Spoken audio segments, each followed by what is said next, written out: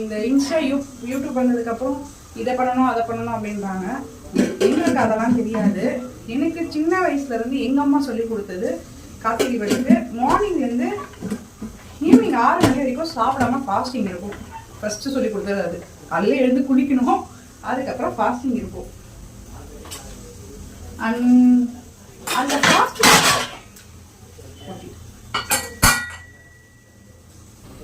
நல்ல வேலை எங்கள் அம்மா வரதுக்குள்ளே க்ளீன் பண்ணிட்டேன், போட்டு உடச்சிட்டேன். சரியா? சரி, நம்ம கார்த்திகை தீபம் கண்டினியூ பண்ணுவோம். ஸோ காலையில் எழுந்து வீடெல்லாம் க்ளீன் பண்ணிவிட்டு நாங்கள் வந்து அன்றைக்கி ஃபுல்லாகவே ஃபாஸ்டிங் இருப்போம். ஃபாஸ்டிங் வந்து நானும் எங்கள் அம்மா, எனக்கு வந்து ஒரு 13 வயசுலேருந்து நான் இருக்கேன். ஸோ அதுக்கப்புறம் அம்மா வந்து எப்போ தந்துருக்காங்கன்னு எனக்கு தெரியாது. ஸோ நான் இந்த ஃபாஸ்டிங் வந்து இருக்கேன். என்ன பண்ணுவோம் இந்த ஃபாஸ்டிங் அப்படின்னு நீங்கள் பார்த்தீங்கன்னா, ஆமாம் ஊற வச்சுட்டு இருக்கேன் பார்த்தீங்களா. எங்கள் அம்மா எங்கே இருந்தாலும் டோன் ஃபுல்லாக கிச்சன் நல்லா இருக்கும்.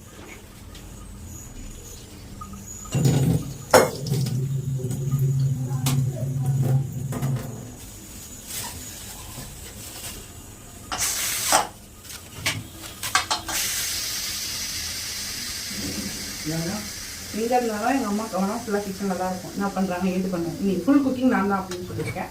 ஸோ அவங்க பூஜை வேலை பார்க்குறாங்க, நான் குக்கிங் வேலை பார்க்குறேன். ஸோ நான் என்ன பண்ணுவோன்னா, வடை பாயசத்தோட சாப்பாடு செய்வோம். மார்னிங்லேருந்து சாப்பிட மாட்டோம். வடை பாயசத்தோட சாப்பாடு செஞ்சு 6 மணிக்கு விளக்கேற்றிட்டு அது சாமிக்கு படைச்சிட்டு அதுக்கப்புறம் தான் சாப்பிடுவோம்.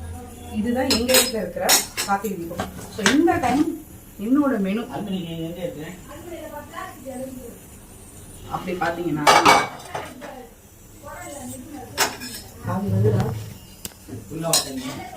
சாம்பார் பருப்பு என்ன போட்டிருக்கேன்னு பார்த்தீங்கன்னா, மஞ்சள் பூசணிக்காய்,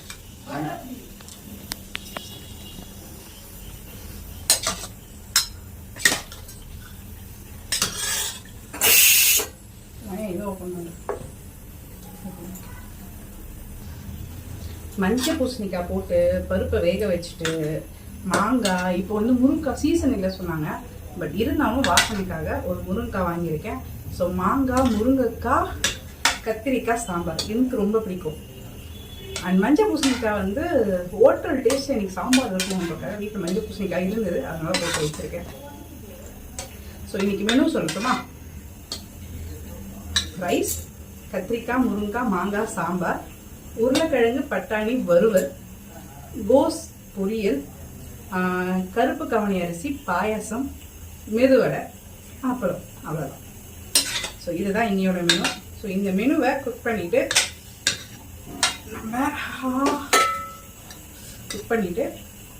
எப்படி இருந்தது அப்படின்றத கடைசியாக உங்களுக்கு காமிக்கிறேன்.